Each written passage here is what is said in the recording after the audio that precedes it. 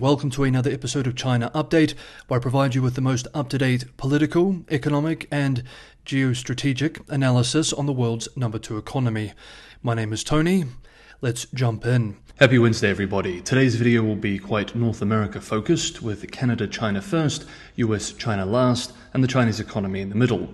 For those interested only in the bombshell US indictment against an alleged Chinese spy, you can use the chapter featured below to skip to part 3 to see that directly. First up though, Beijing has announced that it will initiate dispute settlement procedures at the WTO and launch an anti-discriminatory probe against Canada. This is an obvious response to Canada last week saying it will impose 100% tariffs on Chinese-made EVs and a 25% levy on Chinese steel and aluminum for our North American friends, following similar measures this year from the US and EU. That move was announced a day after US National Security Advisor Jake Sullivan met Prime Minister Justin Trudeau in Canada, in the latest example of the US and its allies taking actions to counter what they argue is Chinese industrial overcapacity. Yesterday, Tuesday, China's Ministry of Commerce also said it will launch an anti-dumping investigation into Canadian canola seeds and some chemical products. Canada is a big global exporter of canola seeds, also known as rapeseed, with $3.47 billion of exports to the PRC alone in 2023. More than 90% of China's total canola imports last year were from Canada, totaling just over 5 million tons, according to Chinese customs data. Thus, Beijing is targeting a politically sensitive sector. State media has trumpeted the move, saying Canada only has itself to blame. State-run Xinhua, quoting Liang Min, a researcher with the Chinese Academy of International Trade and Economic Cooperation under the Ministry of Commerce, for example, wrote today, quote, "When setting the surtax rates, Canada has blindly followed the United States without conducting its own investigation or research, a move that is extremely subjective, vicious, and unscrupulous." End quote. Adding that China is Canada's third largest source of imported EVs and the second largest source for its steel and aluminium imports. As regular viewers know, countries around the world, from the US and the EU to India, Brazil and Turkey, have all launched anti-dumping probes and erected tariffs against China in response to China's subsidized manufacturing industrial policy, currently called overcapacity. Canada's agriculture minister, in a statement on Tuesday, said that Beijing's move was, quote, "deeply concerning," end quote, adding, quote, "I am working with my colleagues across the government and in the sector to monitor developments closely. We will continue to defend and support the sector every step of the way," end quote.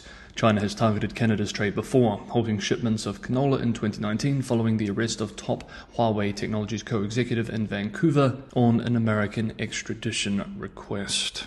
Next up, we move to the Chinese economy. Chinese financial media outlet Caixin, in a new report, finds that Beijing, perhaps the most important housing market in China, has seen some stimulation in transactions of second-hand homes in recent months due to government policies, but that prices still continue to drop and are now down almost 25% from their peak back in 2016. According to data from Centerline Property Research Institute, sales of pre-owned homes reached 15,600 units in July, the highest monthly volume in 15 months. However, in August, the initial effect of the policy diminished slightly, with sales falling by 7.8% to 14,400 units. According to Anjuke Beijing, a website for homebuyers, the average price of pre-owned homes in Beijing has now returned to levels last seen 8 years ago. Caixin, citing a real estate agent, then said as of July, the average price has dropped to 54,000 yuan per square meter, comparable with prices in August and September 2016. Quote, "This represents a roughly 25% decrease from the peak. While August sales data is still being finalized, preliminary observations suggest prices are still on a downward trajectory." End quote. And indeed, the rest of the country isn't looking better. New China Index Holdings numbers show that the housing market continued to cool in August. In August, 22 cities being monitored saw the home transaction size plunge 11.95% compared to the same month last year. Chinese financial media outlet 21st Century Herald writes that this is likely caused by a host of factors, including the diminished effects from new policies to support home sales, lack of demand, and the summer lull period. Meanwhile, over the weekend we discussed reports that Beijing is exploring reducing existing mortgage rates. We observed that the concern would be putting more pressure on banks' already squeezed margins. Today, Chinese financial media outlet Caijing cites Sheng Songcheng, a finance professor at China Europe International Business School, as saying that, quote, the central bank has yet to move in this direction largely because it's concerned about the potential impact on banks.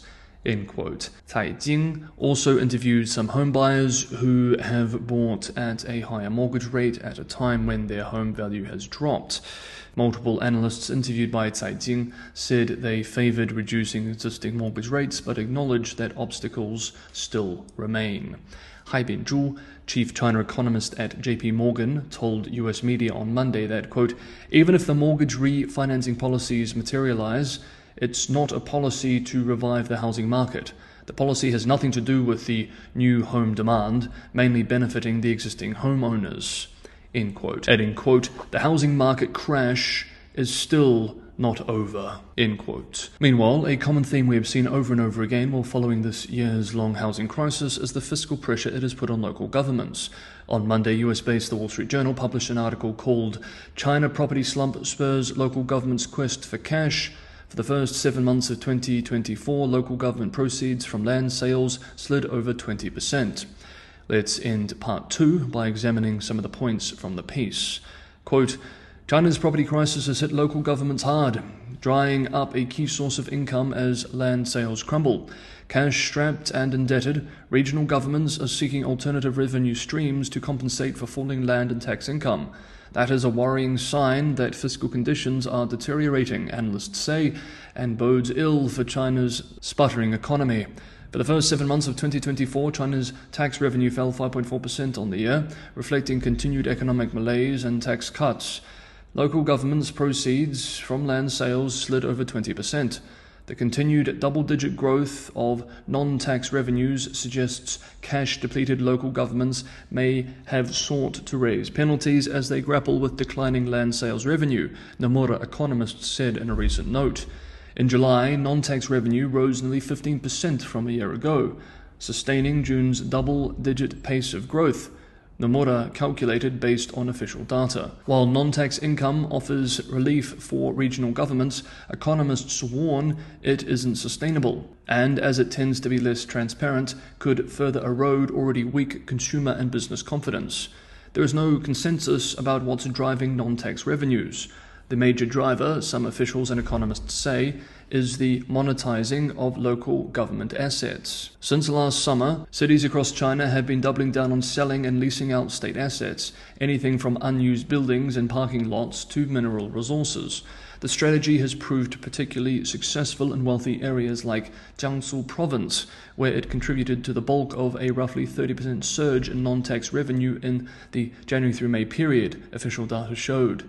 It is unclear how many profitable assets local governments have left and who's buying them. In some cases, local administrators have been moving assets from one pocket to another, asking state-owned firms to buy up assets, recent government reports found. Despite high market expectations for proactive fiscal support earlier this year, fiscal challenges appear more severe and persistent than previous years, Goldman Sachs analysts said in a note. End quote.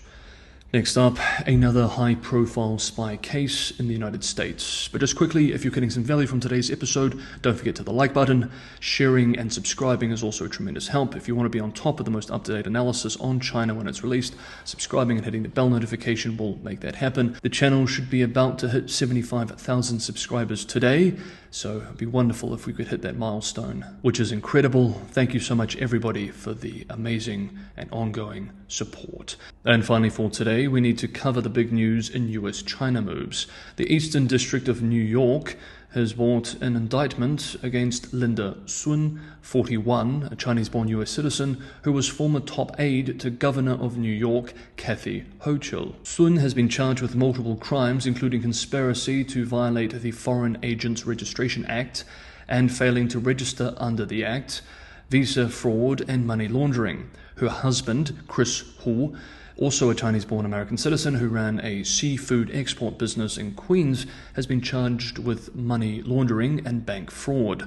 To quote the United States Department of Justice statement, quote, "As alleged in the indictment, while working for the New York State government, including in high-ranking posts in the executive chamber of the New York State government and in multiple state agencies, Sun also acted as an undisclosed agent of the PRC and the CCP.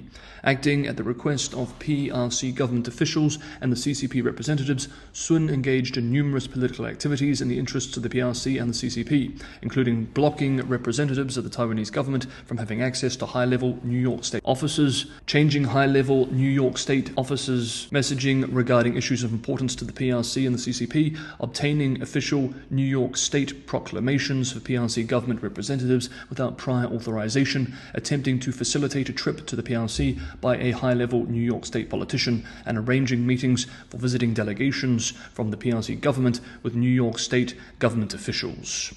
End quote.